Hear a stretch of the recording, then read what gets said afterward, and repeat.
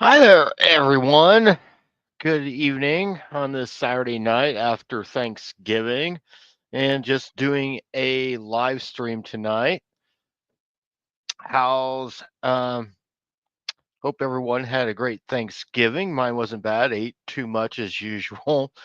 Still have some leftover turkey, but all the sides are gone.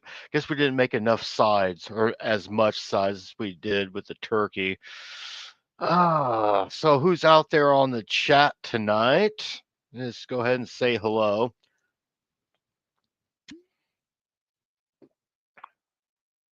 My internet's okay tonight. But anyhow, this is just something I thought I would do on this kind of a spur of the moment till I restart of course. Hi, Berberan. How are you doing? Did you have a good Thanksgiving?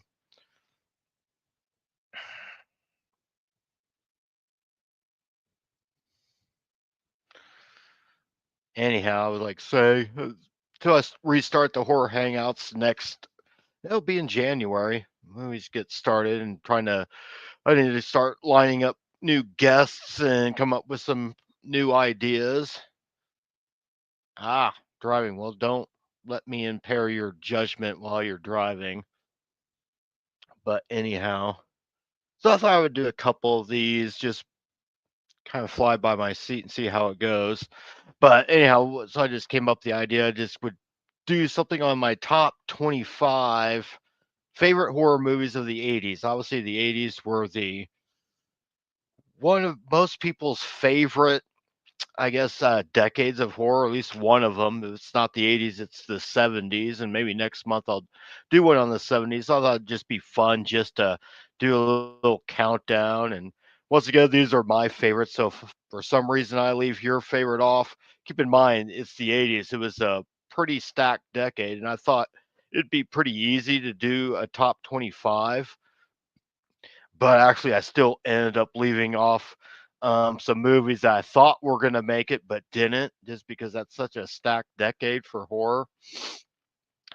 Let me see here. So yeah, so let's dive into it here. So at and I'll say this, probably my top 7 or 8 are pretty much etched in stone. Probably will never really fluctuate.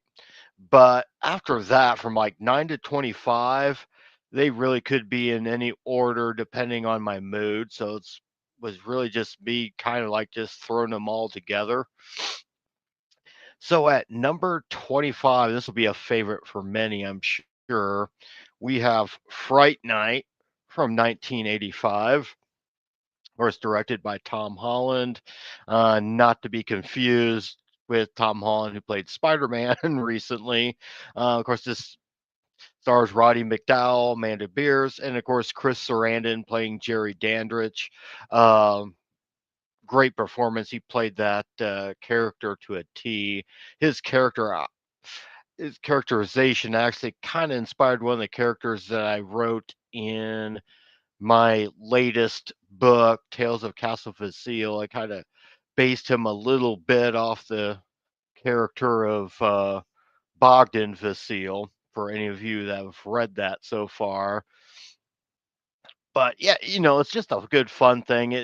Certainly Roddy McDowall's character is kind of like a throwback to those old horror hosts that we used to watch when we were much younger on UHF television, local television stations. And of course, we know the whole story there. The kid there, played by William Ragsdale, he suspects his new neighbor is a vampire, and of course he is. And of course, good old Jerry seduces his girlfriend and all that, and even turns her into a vampire, and you have this big showdown at the end. It's just a good, fun movie, good, fun vampire movie, and a little bit silly at times, but that's kind of part of the movie's charm. So I've got Fright Night in at number 25. Take a drink of my Samuel Adams Winter Lager. So at number 24, and this is one of the best slasher movies of the 80s. We have The Burning from 1981. This was directed by Tom Malum. And this also like features like the first performances ever that I know of both actors Fisher Stevens and Stevenson and Jason Alexander back when he had hair. This is like pre George Costanza from Seinfeld, so it's kind of weird seeing him. And even then, though, he kind of looked old, or not old, but he kind of looked pretty much like he did when he was in Seinfeld, except that he had more hair on the top of his head. Not to have anything to talk about, but this, of course, gives us the killer Cropsies who really likes to use shears. The boat scene where he attacks this, I guess more like a canoe, is just one of the most brutally violent scene you'll see in a slasher film. Tom Savini actually did the makeup effects, and he actually turned down coming back to the Friday the 13th series to do part two because he was already set to do the effects for the burning. This movie never got like a actual um, sequel, or was never made into a series. It's just kind of a one-off, and maybe sometimes that's a good thing. But yeah, of course, this is also unusual too, because really you have where a lot of these movies had a final girl. This really had a final guy, really two final guys, and then I guess you could say one final girl, one of the counselors at this camp as well. So that was interesting. Um, but yeah, this is a very fun, gory movie. A little bit of camp, but I wouldn't say it's as campy as some of the other slashers. So maybe it's much darker, I think, in tone, thus making it a little bit more brutal. So it does kind of set itself apart from some of the others. So yeah, I've got the burning in at number 24. So counting down now back to 23, I've got from 1985 Return of the Living Dead, directed by Dan O'Bannon. You know, when this comes to zombie films, I'm not as it's one of those subgenres that I like in general, like most of the movies, but there's not too many that I can say are like my absolute favorite. But Return of the Living Dead is probably one of my favorite zombie movies.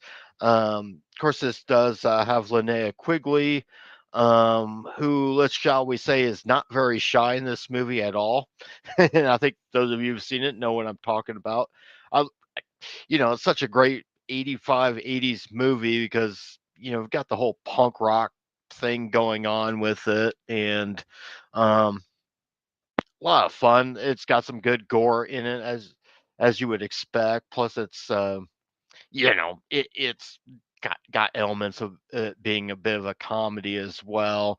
But it works for this movie, and definitely in my top 25 for sure. So moving on to 22, and this is a movie that some people might think might have been a little bit higher, but like I said, the 80s is such a stacked decade that it's hard to get in the top 25 to begin with. And that's, of course, Halloween 4, The Return of Michael Myers. We just a little bit over a month ago, we had a big Halloween discussion, so won't talk too much about this, but this is like my third favorite in the series. Uh, it was no brainer. It was going to be in the top 25 regardless. Of course, this introduces the first movie with Danielle Harris, and of course, she would go on to become a legendary scream queen, final girl, what have you, in the horror genre. Of course, Donald Pleasance returns as Dr. Loomis, and I was like wondering when the previews for this came out. I'm like, well, how the hell are they bringing him back to from the dead? Because he like literally like got blown up in Halloween 2, but they figured a way to bring him back, and of course he was, as always exceptional in that role. So yeah, Halloween 4 is directed by Dwight Little. This came out in 1988, which is pretty good year for horror.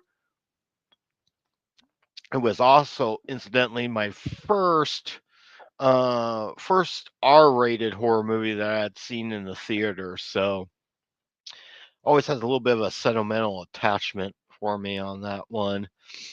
So we'll go on to. So, what has everyone thought so far on any of these movies? Those are able to respond. Feel free to chime in on the chat. love to hear what you have to say about any of these movies. So going to number 21, one of my favorite werewolf movies ever, The Howling. Of course, this stars Dee Wallace, directed by Joe Dante, special effects done by Rick Baker. Um, yeah, I really, there's like two big werewolf movies that came out in 1981. It was this one and American Werewolf in London. And whereas most people seem to like American Werewolf in London better, I kind of prefer The Howling better just because I thought American Werewolf in London certainly plays with the camp a little bit, whereas the Howlings plays a little bit straighter and a little bit more darker, I think. And I just kind of think it's more brutal in tone. So that in itself is going to appeal to me a little bit more than American Werewolf in London. Um, I don't know if this might have been like one of the first roles for Dee Wallace. I'm wondering. I got a chance to meet her earlier the year at Days of the Dead, so that was always a lot of fun. But yeah, Rick Baker's effects on this, as far as the transformation scenes and the wolves, look really good, and definitely must watch, and certainly an 80s favorite of mine. So let's move on now to the next film, number 20, Pet Cemetery. Just of course a Stephen King adaptation, and I can tell you there will probably be a couple, there will at least be one more Stephen King adaptation on here. This, of course, directed by Mary Lambert, came out in 1989. Stars Dale Midkiff, Denise Crosby. For you Trekkies out there, she was, of course, in Star Trek Next Generation, released for the first couple seasons, I think. And then, of course, the iconic Fred Gwynn, who I think the best part of the whole movie as far as performances go. Miko Hughes plays Gage. That's another actor I met at the Days of the Dead convention in Vegas earlier this year. Um, Definitely a creepy little kid there. At least in the movie, anyway. He's really nice in person. But yeah, this was just a great story. Of course, adapted from a Stephen King novel. A very sad story at times. But God, it gets really brutal at other moments. And yeah, I think it's a favorite of a lot of people's. And how could you not have this in the top 25 for sure? And this, once again, if you ask me 2 weeks from now, I might rank this one a little higher than I have it right now. It's just, a lot of it just depends on your mood as far as where I'm going to rank these at. But anyhow, on to, and if anyone else is out, check, feel free to say hi. But yeah, so that's at number 20. At number 19, we're going to go with, hold on, there we go.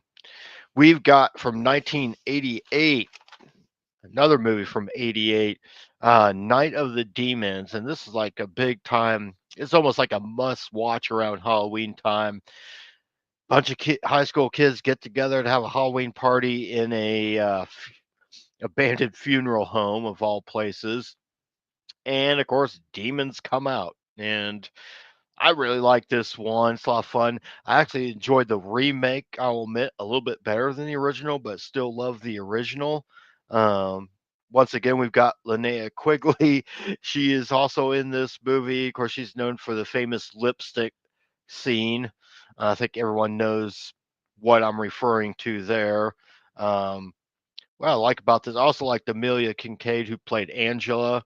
Uh, I just give enough credit, I think, playing that role. She's got the whole sexy, witchy, goth look to begin with, and then she turns into a demon, so it really turns out really good. I like the little tongue-in-cheek humor at the end with the old man who's like been putting razor blades in the apples, and his wife makes an apple pie out of him, and he eats it, not realizing it was the apples that he had had doctored up, and he, of course, slices his throat open from the inside, and his wife just kind of winks and says "Happy Halloween" at the end. But the other thing I like about this is kind of subverts a typical trope in the 80s, and that is like if you have a African American in the movie, they typically die first. Well, in this case, he survives, the character Roger. He's also by far and away the smartest character in the whole movie, because he's the first one to realize, you know what, this ain't right. I'm out of here. Unfortunately, he can't escape, but he had the right idea, and he does end up surviving at the end. So that was a kind of a cool little thing there, kind of subverted expectations a little bit. But yeah, so I've got Nine of the Demons in at 19. So we'll go on to number 18, which of course is going to be Stuart Gordon's Reanimator. And this, of course, came out in 1985, directed by Stuart Gordon, and of course, starring Jeffrey Combs and Barbara Crampton. Who this is like the first movie of quite a few movies that those two would end up starring in together, and some of those would be also directed by Stuart Gordon. This is, of course, based off a H.P. Lovecraft film, and you can definitely tell it's kind of in some ways a modern day Frankenstein uh type of themes to it, I suppose, and typical mad scientist movie with a lot of craziness in it. Especially the head scene. Like everyone knows what I'm talking about with that one. I thought, it's a great movie.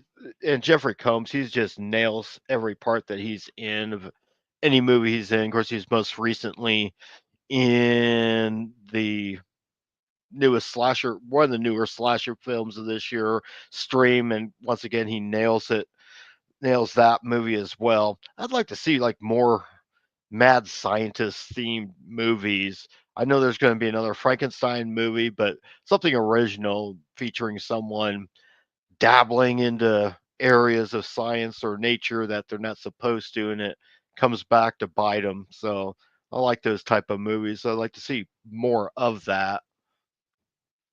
But anyhow, so we'll go on to as we're gonna find out that one came out in '85. There's quite a few from 1985 on this list, so that was a big year. '85 and '81, those both seem to be two big years. So what do we have here? Ah, yes, Videodrome, directed by David Cronenberg, and of course starring James Woods and Debbie Harry. Of course, James Woods always hams it up in whatever role he does. He always brings just a absurd amount of intensity to about every role he plays, and it's no different here. So you take that plus David Cronenberg's unusual grotesque body horror that he likes to implement in all of his movies, and it always has a little bit of a theme there, mainly talking about maybe the dangers of television consumption, I suppose. Be one thing as James Woods plays a TV producer looking for the people who created basically this snuff film, and of course gets involved in something much bigger than him.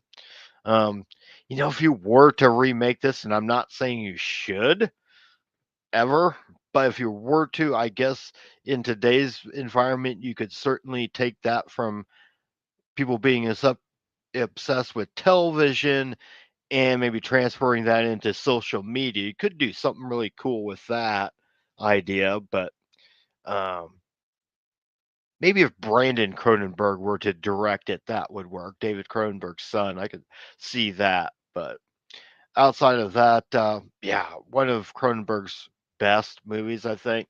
Probably my favorite, really. That or Shivers, or probably one of my two favorite by his. Well, also History of Violence, but that's not really a horror film. But right, so we got Videodrome in at 17, which brings us to we're now in the top 16, and we've got Friday the 13th Part 2. And this is a movie. This is like the first movie where Jason, and in this case, Sackhead Jason, um, is the main killer. Obviously, he's not the main killer in the original. Of course, we see him at the end as a deformed child or whatnot, and what we think might be a dream sequence.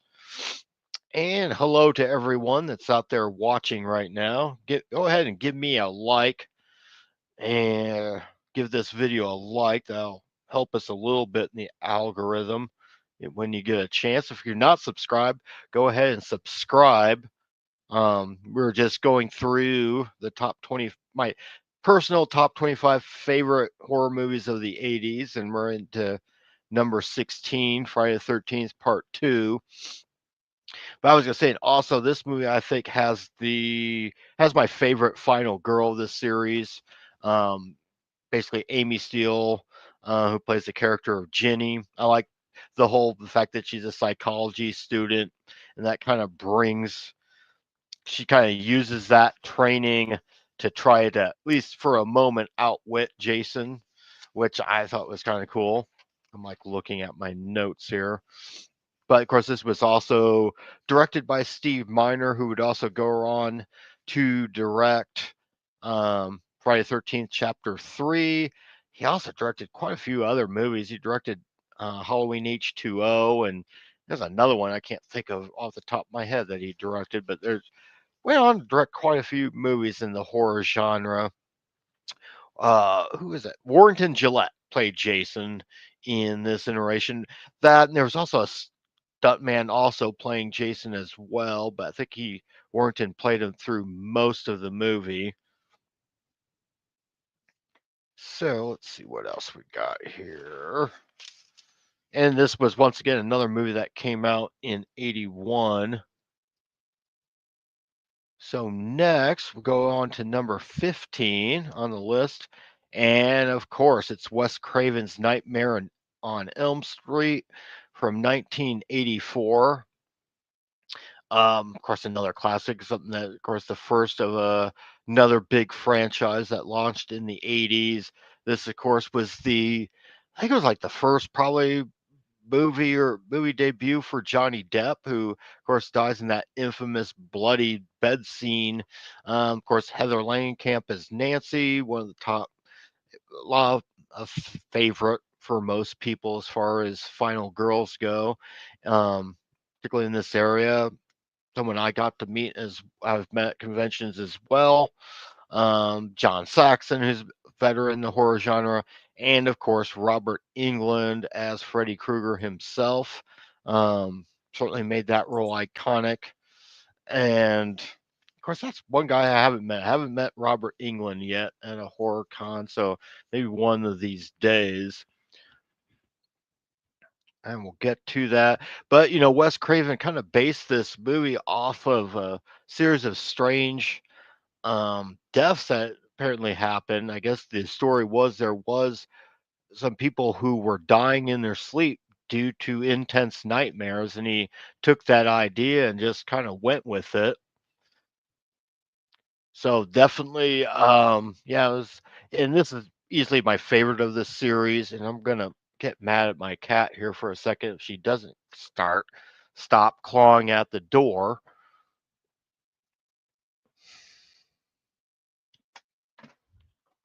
Yeah.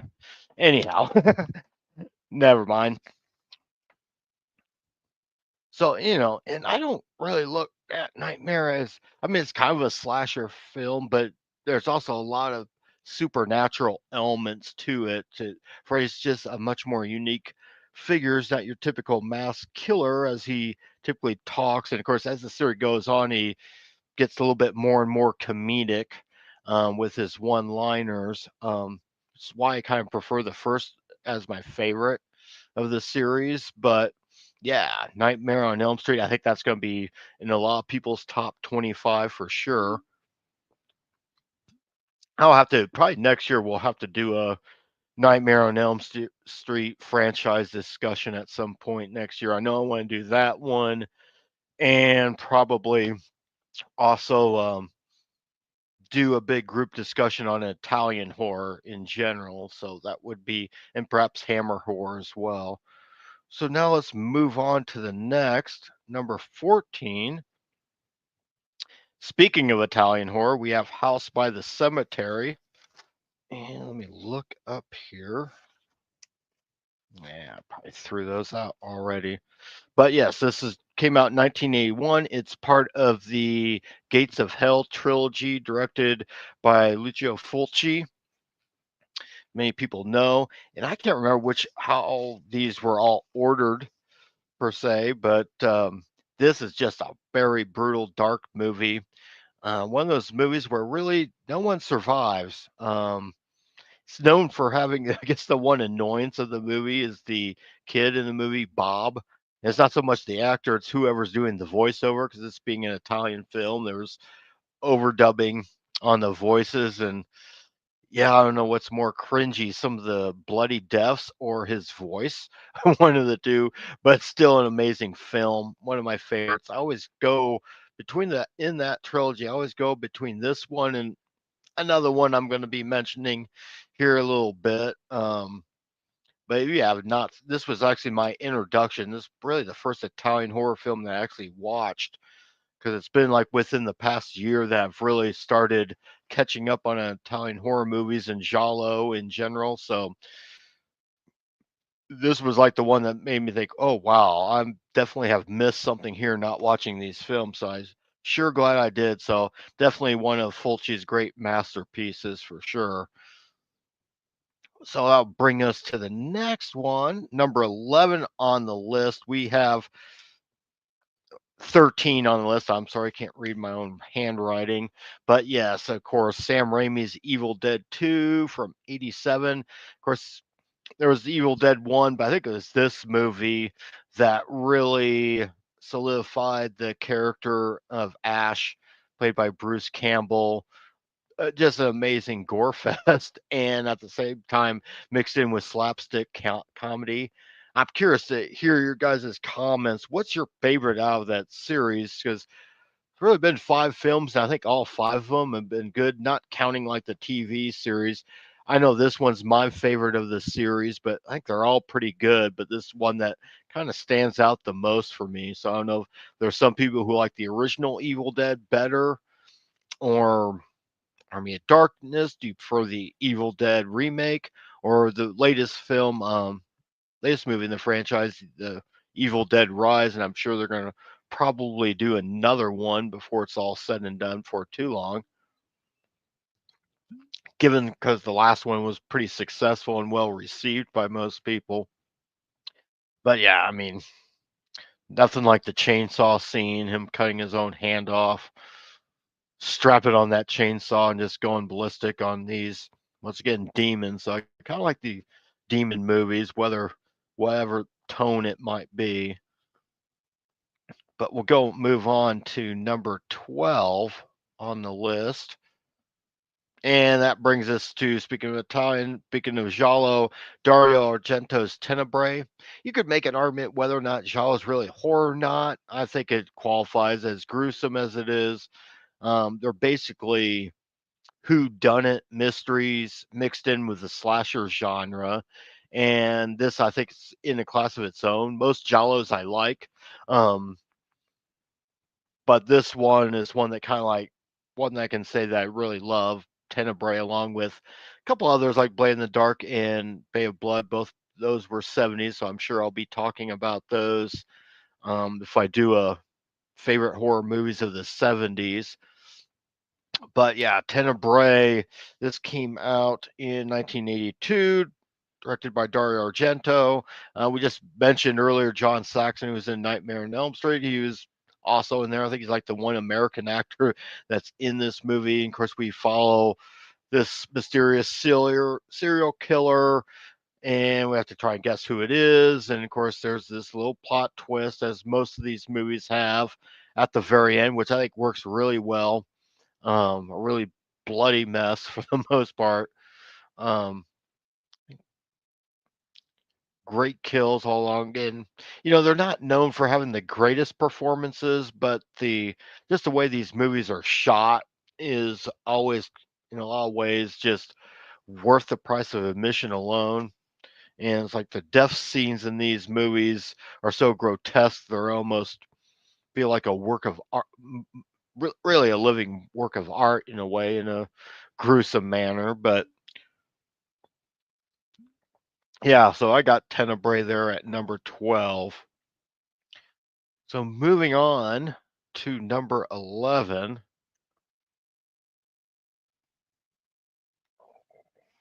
we have from 1983 John Carpenter's Christine.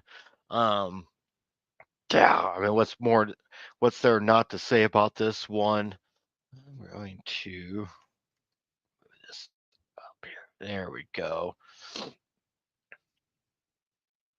But yeah, Christine, another movie based off a Stephen King book.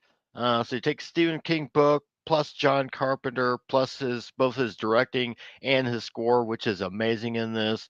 It's got some iconic scenes in there. If you look at the top right, of course, when Christine's on fire and is just tracking down one of the guys responsible for destroying Arnie's car, and of course it comes back and ends up running him down while on flames. I think it's one of the more iconic scenes in this movie, but in horror history. And of course, in the bottom left, the scene where Christine just lights up there in front of Arnie. I think this is after he basically tells her, he says that line, "Show me," and she like rebuilds herself, and then the headlights come on. So certainly a great movie about someone being too obsessed with a car or really any other object, which was probably the point of the story, I'm imagining.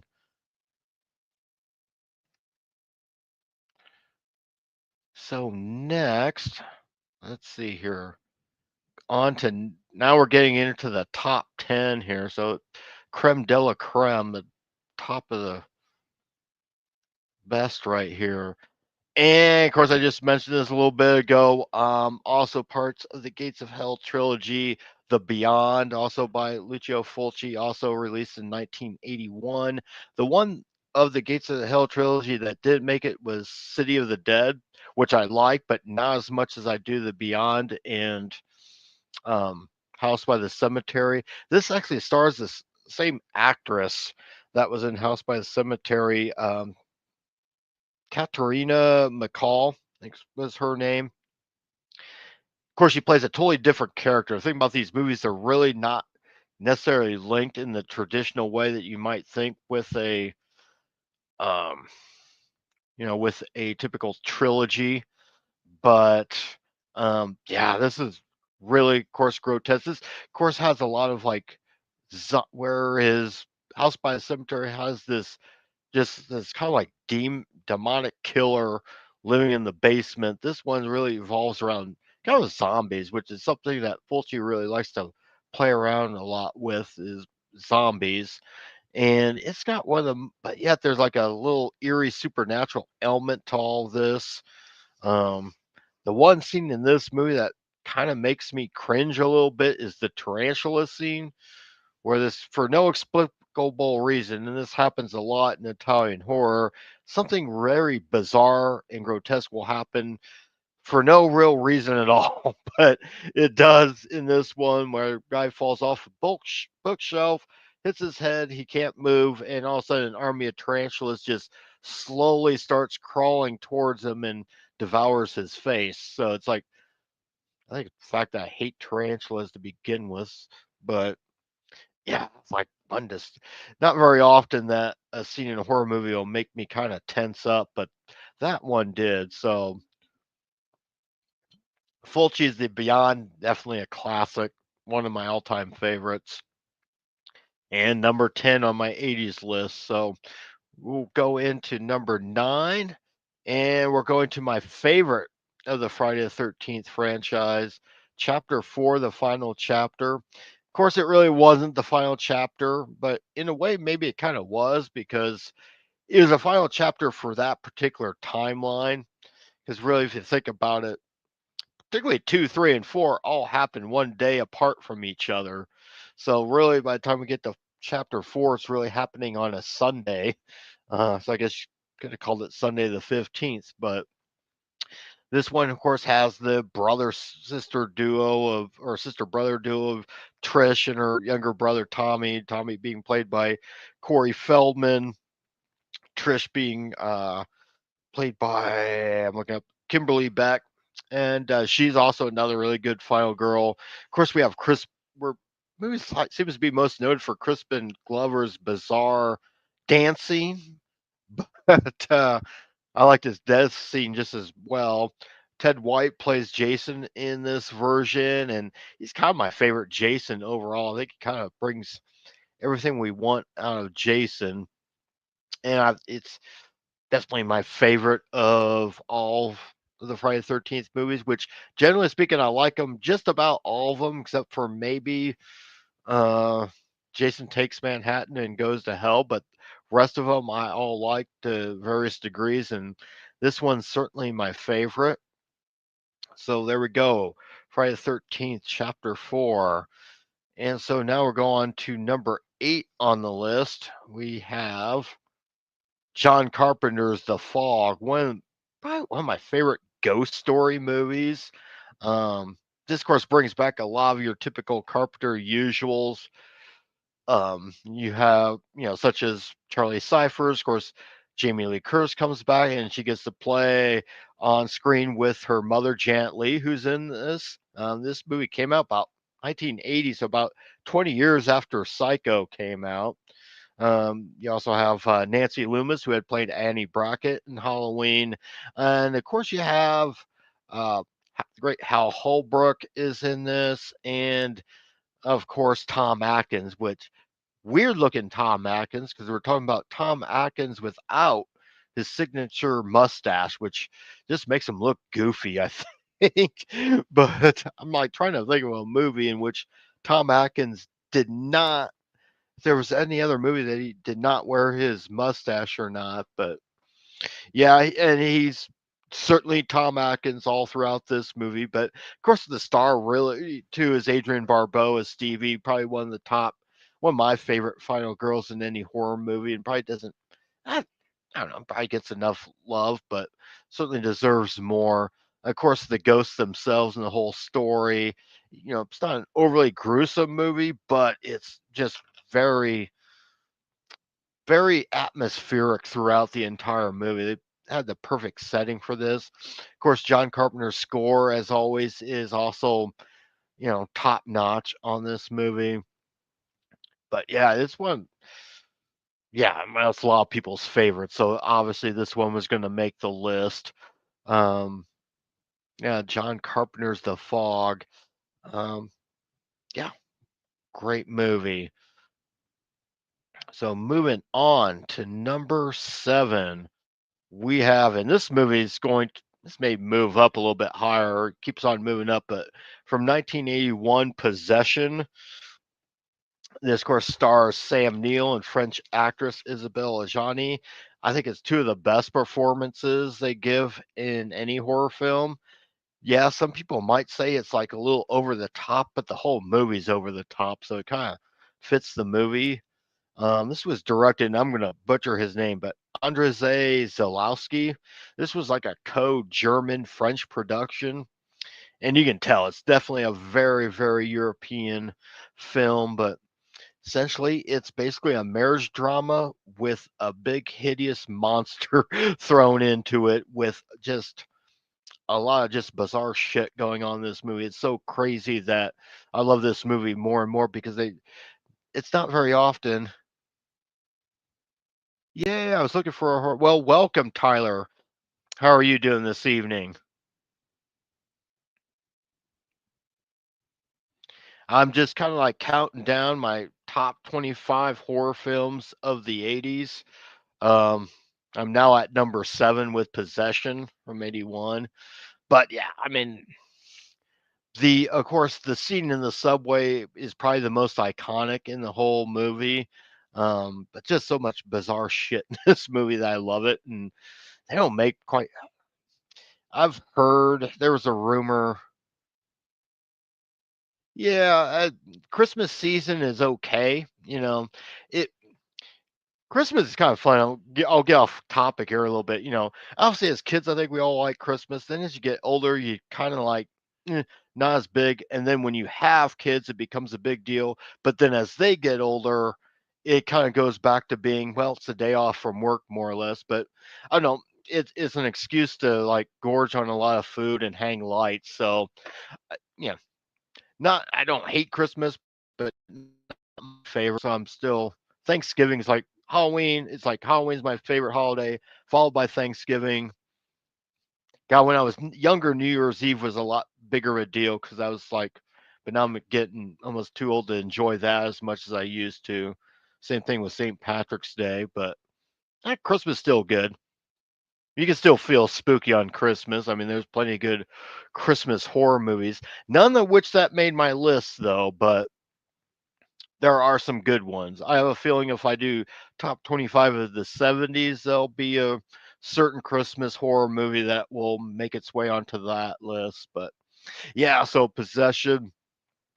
Me and fellow author Lee Rozelle was talking about Possession a few months ago, and there was a rumor they were going to try and do a remake with Twinkle Toes playing Sam Neill's part. By Twinkle Toes, I mean Robert Pattinson.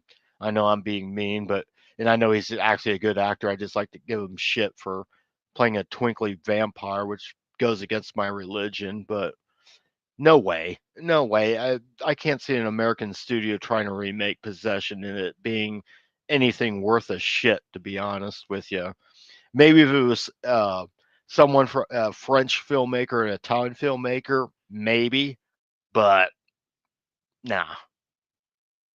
What's your favorite scary? Well, tune in and find out here because we're counting them down. Let's put it this way: my favorite horror movie of the '80s is going to be my favorite horror movie of all time. And people who've watched the show probably can already guess what that's going to be. But let's move on to number 6 here, and you'll find out. What's your favorite, Tyler? Number 6, we've got Halloween 2, The Night He Came Home. And before the censors even get mad at me, if you notice in the top right corner, Pamela Shoop, actress, of course, the topless scene where she gets her face burned off. I did put some eyeglasses to cover certain things so I wouldn't get in trouble for showing this. So don't even come down on me because I got them covered. But yeah, Halloween 2 probably. Well, what's your favorite franchise?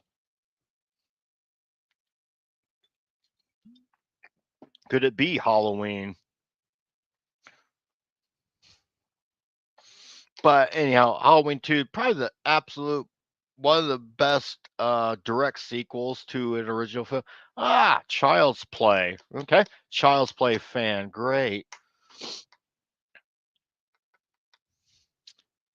But yeah, once again, last month we had a big Halloween franchise discussion. And of course, we talked a lot about this. I think most people consider this the best sequel in the series. I even know people who like Halloween 2.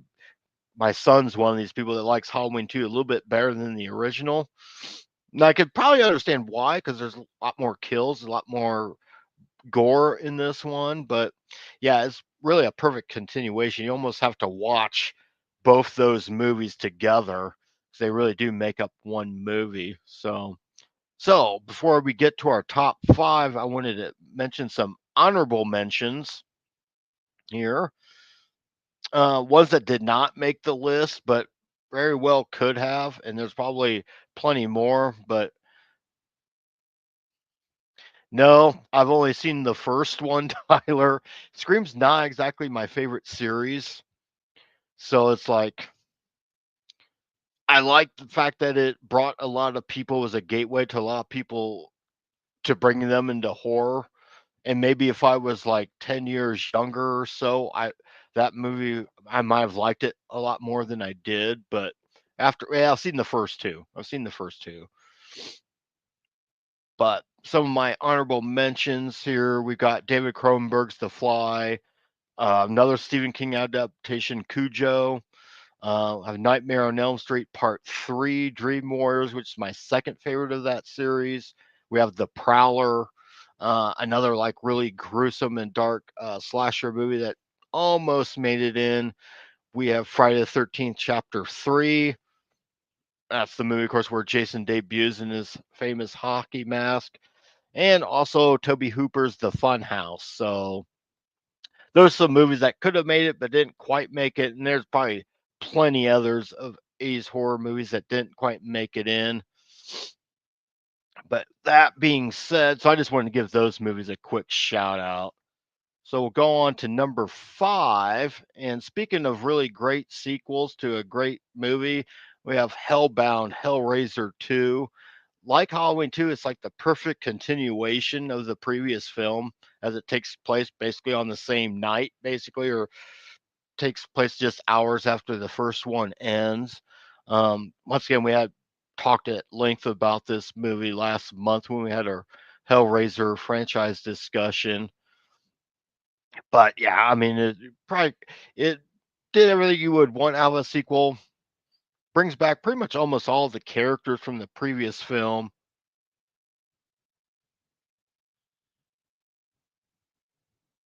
Okay, Nightmare on Elm Street. The original Nightmare on Elm Street ranked, I think I got that one. That came in at 14 on my list. The original Nightmare did. But yeah, so we have Hellraiser 2 coming in at number 5. We have all we have Eternity to Know Your Flesh. Quote from Pinhead in that movie. On to number 4. Now this next one's one that people might not think as horror, but I think it counts. And that is from 1984, The Terminator. Now, obviously, all the sequels become big blockbuster action flicks, but first Terminator has all the tropes and the pacing of a slasher film. If Arnold's carrying an axe or a machete instead of that big gun, it's definitely would be a slasher film, but it has all that suspense, all that tension that you would want out of any slasher film.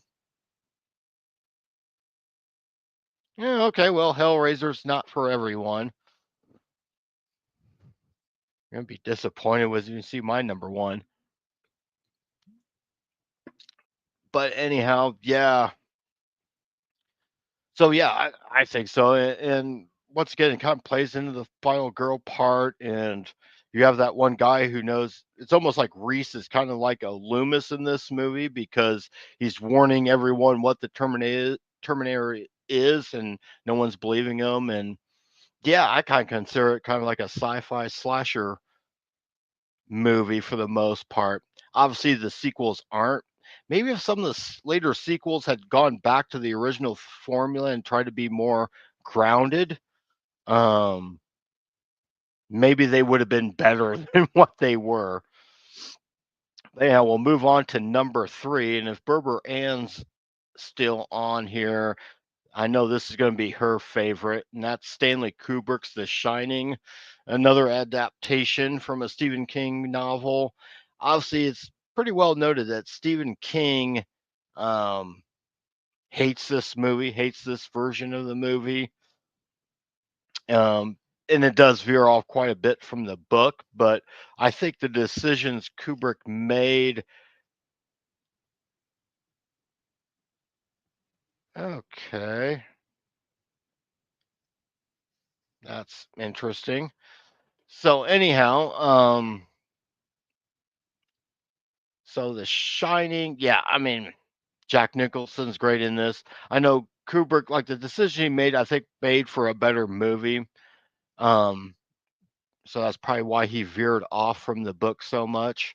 Um, Shelley Duvall's great in it. Just a lot of iconic imagery with the blood in the hallways, the red rum, and all that. The grotesque or the naked lady out of the shower who then becomes totally grotesque. All that's great. But not much more to say about this that hasn't already been said. Just has great photography throughout. This the opening scene in itself is worth a watch.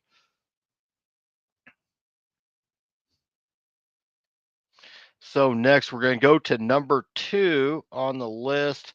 Of course, is John Carpenter's The Thing from 1982. Once again, terrific. This is a movie that flopped at the box office. Um, Large part because they made the mistake of releasing this in the summer on the same weekend as E.T. came out. So that had something to do with it. Plus, the critics, particularly that fat fuck Roger Ebert, gave it a shitty review back when people actually paid attention to film critics. But since then, it's become classic for many. It's one of the best. Some would say Carpenter's best movie of all time, and you can debate that whether it's that, The Fog, or Halloween. I ate blue tachus. Okay, well, that's never a good thing.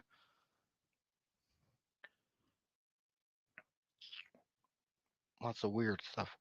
But yeah, and of course the special effects, of course, were done by Rob Bottin, who had also worked with Rick Baker on The Howling, a movie I talked about earlier in the evening.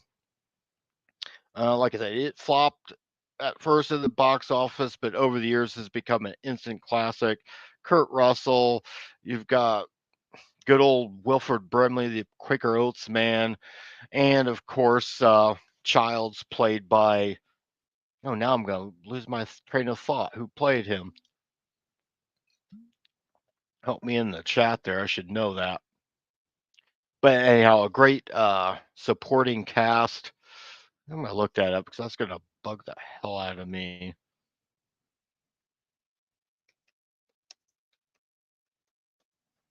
Keith David, of course. How can I forget? And of course, Keith David would be in another John Carpenter film. Um, They Live, about 5 years, 5 or 6 years later. Of course, Kurt Russell's McCree is awesome in this, and of course, you just have this constant sense of paranoia throughout the movie. Everyone trying to figure out who the thing is and who isn't. That dog scene is just so grotesque, but it's great. And of course, so yeah, so yep, the thing comes in at number two. And number one, for those who do know me, shouldn't be surprised at my number one list, and that is from 1987, Clive Barker's Hellraiser. Once again, I talked about this movie at length when we had our group discussion on Hellraiser. Um, Great storyline, great demon, great look on Pinhead and the Cenobites, great villains and Frank and Julia. My favorite's Final Girl and Kirsty. So what's not to like? Um, Once again, Bob Keane, I believe, did the special effects work on Frank's resurrection and scene and everything. The Jesus wept scene where Frank gets torn apart again. So yeah, Hellraiser, my number one. Uh, Favorite of the 80s and favorite of all time, so that's not a surprise. Yeah, well, I get why some people might not like it. When I first watched it, I thought it was just going to be your typical slasher film, but that's not what it is at all. And that actually ended up being a plus. Kind of shows that horror can be several different things. But yeah, that's my list. So I'm going to go ahead and remove that. So I guess I could do a quick review here. So we'll go number one, of course, was Hellraiser. Number two, The Thing. Number three, The Shining. Number four, The Terminator. Number five, Hellraiser 2. Moving on, number six, Halloween 2. Number seven, Possession. Number eight, The Fog. Number nine, Friday the 13th, Chapter 4.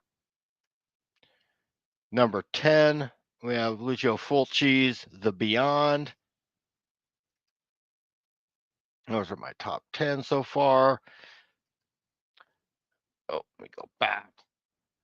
Number 11, John Carpenter's Christine.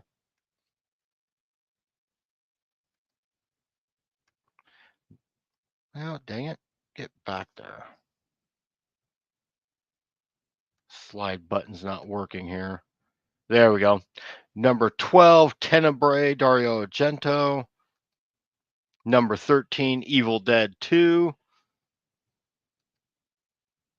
Number 14, House by the Cemetery. Number 15, A Nightmare on Elm Street. Of course, as we talked earlier about. 16, Friday the 13th, Part 2. And of course, at 17, we got Videodrome, David Cronenberg's classic. 18, Reanimator. Oh, dang it. Back there. 19, Night of the Demons. At 20, we have Pet Cemetery. At 21, The Howling. Number 22, Halloween 4, The Return of Michael Myers. Number 23, Return of the Living Dead. At 24, The Burning. And finally, at number 25, Fright Night. So there you have it there for my top 25 favorites of the 80s. Exit out of there. Let me go ahead and take that off. So, yeah, so there's my top 25. Perhaps next month I'll do one on the 70s because why not? So, okay.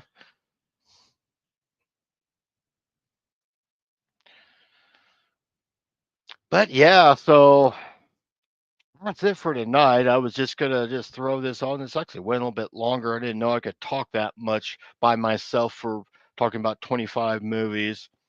Wait. So anyone out there, what are some your favorite 80s horror movies that maybe I didn't mention on the list that you would have on there? Kind of wait and see here. I don't even know who's still on here.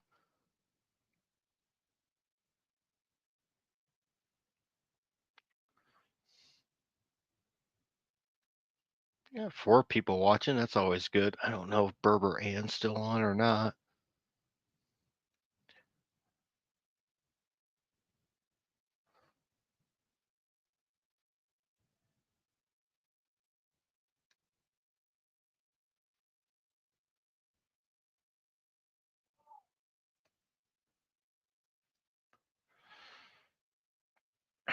So just kind of waiting there.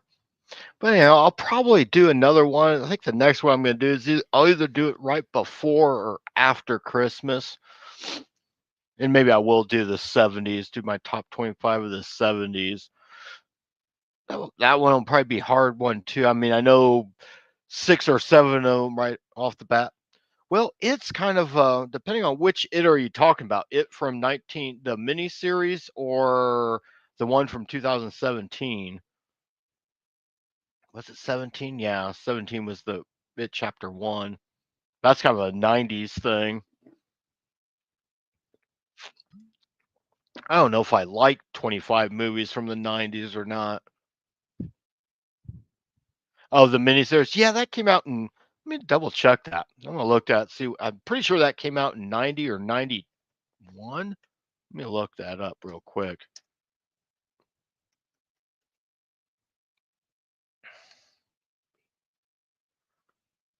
1990. It came out in 1990, so that could be a 90s thing, perhaps if I ever do the 90s. Speaking of miniseries, well, this came out in the 80s, a very 80s thing. I watched like the entire miniseries of the sci-fi miniseries V last weekend, which was a big fan of which I was a big fan of back when I was a kid when that miniseries came out. But that did star a couple people who would go on or probably had already done horror. Robert Englund started off in that miniseries before he went on to become Freddy Krueger. Also, Michael Ironside, who was in Scanners and quite a few other movies, Top Gun, Total Recall. And I know he's been in a lot more Starship Troopers. He was in that as well. I don't know if there's any other people here that are fans of that series. Might not be old enough to remember it. And I'm not talking.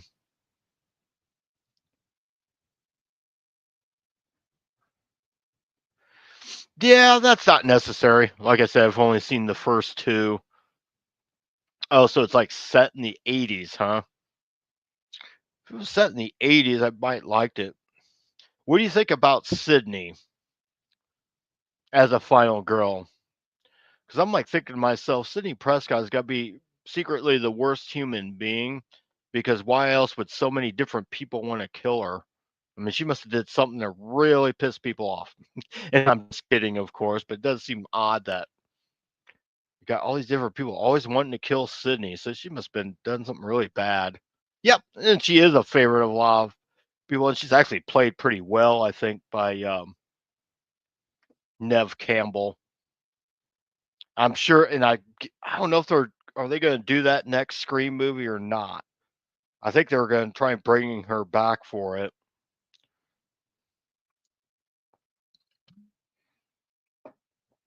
But anyhow, but yeah, so everyone, if I don't talk to everyone before Christmas, hope everyone has a Merry Christmas or Happy Hanukkah to our Jewish friends out there.